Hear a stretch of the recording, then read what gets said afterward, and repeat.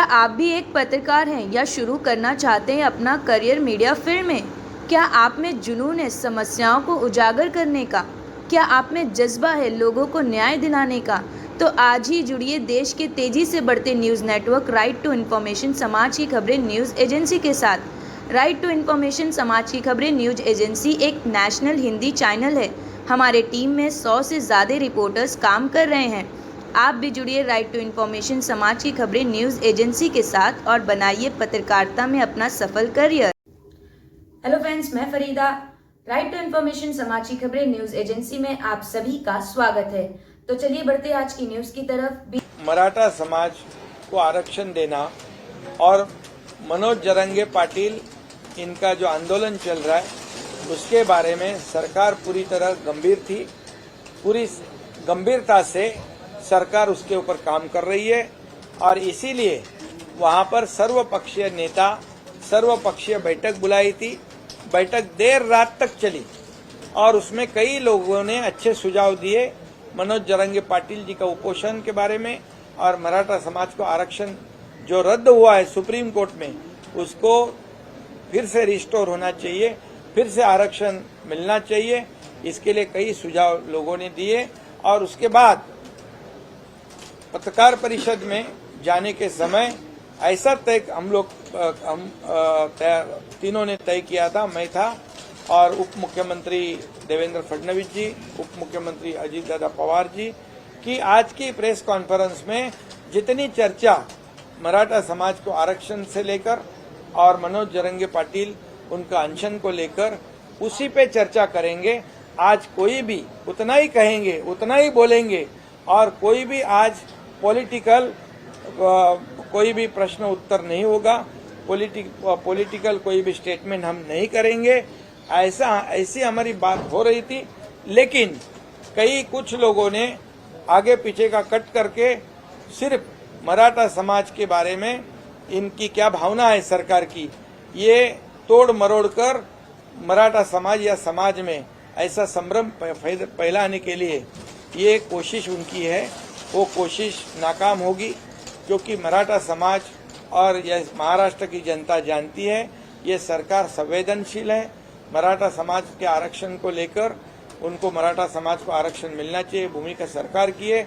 इसीलिए जब आरक्षण सुप्रीम कोर्ट में रद्द हुआ था तब 3700 जो युवा है जो नौकरी जिनको सिलेक्शन हुआ था लेकिन अपॉइंटमेंट नहीं दी थी उनको अपॉइंटमेंट देने का काम सरकार ने किया है। या देवेंद्र फडणवीस जी जब मुख्यमंत्री थे, अगर सरकार की भावना नहीं होती तो उनको आरक्षण देवेंद्र फडणवीस जी के कार्यकाल में दिया। वो हाईकोर्ट ने भी कंफर्म किया। दुर्भाग्य से सुप्रीम कोर्ट में वो रद्द हुआ। अभी उस राजनीति में मैं जाना नहीं चाहता हूँ, कौन जिम्मेदार है, किसका फेल्यूर है, लेकिन ये सब लोग जानते हैं। और इसीलिए जो तोड़ मरोड़ कर जो स्टेटमेंट सोशल मीडिया पे और आपके माध्यम से मराठा समाज और मराठा युवा नेता और मराठा संघर्ष समिति ये इनके और सरकार के बीच में कोई जो फैलाने की संभ्रम पैदा करने का काम या कोशिश जो कर रहे, ये राज्य में कानून व्यवस्था बनाए रखना, सुव्यवस्था बनाए रखना, शांतता प्रस्थापित करना, ये हम सब लोगों का काम है। ये महाराष्ट्र पुरोगामी राज्य है और ऐसे जब समय आते हैं, ऐसी घटना होती है, तब सभी लोगों को विश्वास में लेने का काम सरकार ने किया हुआ है। और जो ऐसी कोशिश कर रहे हैं जो अपप्रचार करने की, तो उनको भी मेरा आह्वान है, उनको भी मेरी विनती है कि ये मराठा समाज के बारे में ऐसी वैसी तोड़ मरोड़ कर कोई स्टेटमेंट जो आप न फैलाए ताकि लोगों में संभ्रम पैदा हो। इसलिए फिर एक बार मैं कहूँगा, मराठा समाज को आरक्षण देने के लिए सरकार कटिबद्ध है। और ये भी मैं कहूँगा, किसी भी जाति पाति पर अन्याय नहीं करते हुए मराठा समाज को पहले जब आरक्षण मिला था वैसे ही आरक्षण मराठा समाज को मिलना चाहिए। इसलिए सरकार पूरी तरह गंभीरता से काम कर रही है। क्यूरेटिव पिटीशन के बारे में भी वहां पर भी उस लेवल पे भी काम शुरू है। पैरेलली जो दूसरा जब पहले मराठा आरक्षण दिया था वो डेडिकेटेड कमीशन के माध्यम से उस पे भी काम शुरू है। और निश्चित रूप से मुझे यकीन है कि मराठा समाज का खोया हुआ जो रिजर्वेशन है वो देने का काम सरकार पूरी तरह उसकी कोशिश कर रही है।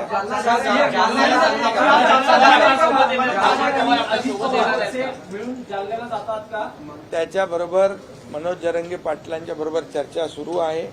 आमचे शिष्टमंडळ देखील जे आहे तेही तिकडे आता कालही होतं, आजही तिथे जाणार आहे। त्याच्याशी चर्चा सगळी सविस्तर झाल्यानंतर पुढचा निर्णय घेईन। मी आताच सांगितलं की कालही आमचे मंत्री तिकडे होते, आजही मंत्री तिकडे जात आहेत, त्याच्याशी चर्चा करतील। मी काल त्यांच्याशी चर्चा केलेली आहे। अतिशय सकारात्मक चर्चा मनोज जरंगे पाटील यांनी केली आणि त्यांनी देखील काही जी भूमिका आहे आणि ज्या काही तांत्रिक बाबी आहेत त्याही समजून घेतलेल्या आहेत। आज पुन्हा आमचे लोक त्यांच्याशी बोलतील आणि त्यानंतर पुढचा निर्णय घेतला जाईल।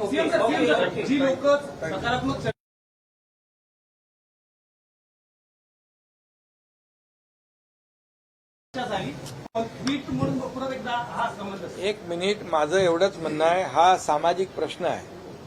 हा मराठा समाजाचा आणि संपूर्ण राज्याचा एक सामाजिक प्रश्न झालेला आहे। त्यामुळे या सामाजिक प्रश्नाकडे राजकीय हेतूने कुणी पाहू नये, याच्यामधून कुणी राजकारण करू नये, कारण शेवटी हा या मराठा तरुणांच्या जीविताशी निगडीत प्रश्न आहे। आणि म्हणून मनोज जरंगे पाटील याच्या तब्येतीची, त्याच्या जीवाची चिंता सगळ्यात आम्हाला जास्ती आहे, सरकारला आहे आणि आपल्या सर्व समाज बांधवांना आहे।